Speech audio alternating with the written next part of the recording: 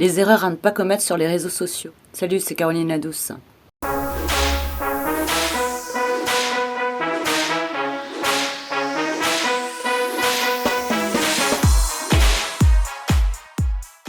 T'es sur les réseaux sociaux et il y a des choses qui fonctionnent pas. Tu comprends pas, mais ça matche pas vraiment, quoi.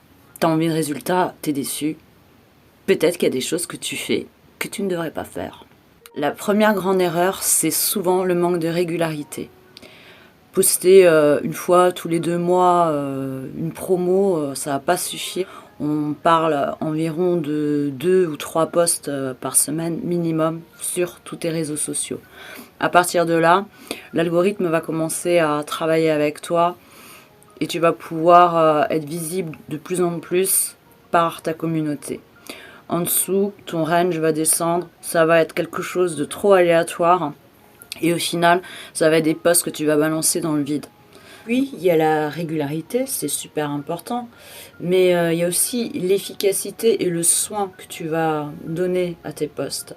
Pas oublier que la plateforme est là pour garder les gens le plus longtemps. Si l'algorithme considère que c'est contre-productif, à un moment donné, on ne verra vraiment moins. Des photos avec une image quand même correcte et avec un son correct, tout ça, ça va quand même jouer. Pour toi aussi, pour ton image, parce que l'idée, c'est quand même de crédibiliser ton travail. Donc, il faut que tu apportes une attention particulière à ça. Ça passe par les couleurs, l'arrière-plan, comment tu t'es apprêté, les choses que tu veux montrer. Et puis que tes posts soient cohérents par rapport à ton sujet aussi. Une erreur assez fréquente qu'on peut voir et qui peut vraiment te jouer de mauvais tours, hein, c'est de mélanger tes publications personnelles et professionnelles. Alors si c'est pas voulu, intentionnel, le personnel peut être négatif pour toi. Je parle des photos négligées, d'anniversaire, de ton voyage en Bretagne, quand tu fais des crêpes, les photos de tes potes, publier les musiques que t'aimes bien. Au bout d'un moment, on va se rendre compte quand on va regarder ton fil d'actualité qu'on ne comprend absolument pas qui tu es et pourquoi tu es là. C'est vraiment important que tu puisses t'inscrire dans quelque chose qui est compréhensible. Je dis pas qu'il faut pas que tu fasses des choses personnelles, mais si c'est trop personnel et que ça s'adresse à tes potes, à ta famille, il est certainement préférable que tu aies un compte qui ne sert qu'à ça. Et de réserver tout ce qui est pro pour pouvoir travailler sur ton développement artistique. Et ça paraît assez banal comme conseil, mais pourtant je le vois quand même beaucoup. Des gens qui postent un petit peu tout ce qu'ils aiment. Puis finalement, quand on regarde le tout, on ne comprend pas qui est cette personne et ce qu'elle vient faire là. Et finalement, elle se positionne un petit peu comme un simple utilisateur, mais pas comme un artiste. Donc il y a un moment donné, il faut faire des choix. On ne peut pas tout faire au même endroit et je pense que chaque chose doit être à sa place. L'autre chose aussi, c'est de croire que les gens te connaissent et qu'ils savent qui tu es. Alors c'est clair, c'est une évidence pour toi, mais ça l'est pas forcément pour celui qui vient de voir le 50e post dans son fil d'actualité.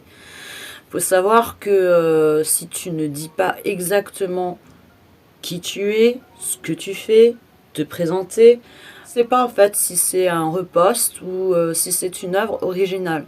Donc je pense qu'il faut toujours prendre le temps d'expliquer qui on est, ce qu'on fait, pourquoi on le fait et un petit appel à l'action quand c'est possible de le faire.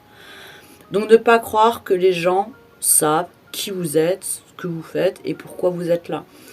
On se présente et on présente son travail. À partir de là, je veux dire, il n'y a pas de confusion possible. L'impatience peut te mener à commettre des erreurs stratégiques, c'est-à-dire justement changer de stratégie très souvent sans attendre réellement des résultats et ne pas travailler dans le long terme mais de vouloir des résultats immédiats et spectaculaires très rapidement. Ton impatience va te faire commettre des erreurs, tu vas t'essouffler. Il va falloir tenir longtemps et il ne faut pas s'épuiser nerveusement, psychologiquement. Donc il faut être patient. Quand on met une stratégie en place, eh ben, on lui laisse le temps de mener son chemin. Après, il est évident qu'au bout d'un moment, si la stratégie est mauvaise, il faut s'en rendre compte. Il y a des choses qui sont censées fonctionner correctement. Maintenant, il faut laisser le temps au temps. Donc la patience sera ton meilleur allié. No stress. Tu as le temps. Tu essayes de construire une communauté. C'est bien. Tu commences à avoir des gens qui te suivent et tu les snobs. Tu n'as pas de temps à leur accorder. Tu ne réponds pas à leurs commentaires. Tu ne sais pas qui ils sont. Et d'ailleurs, ça t'intéresse absolument pas.